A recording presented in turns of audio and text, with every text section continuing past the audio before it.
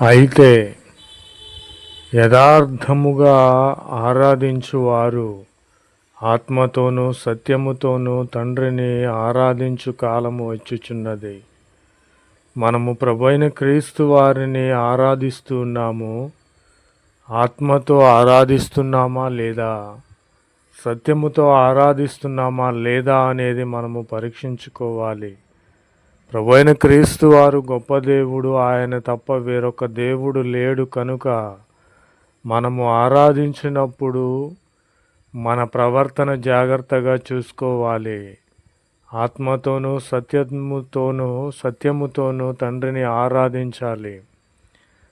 తన్ను ఆరాధించువారు అట్టివారై ఉండవలెనని మన ప్రభువైన క్రీస్తు వారు మన తండ్రి కోరుచున్నాడు.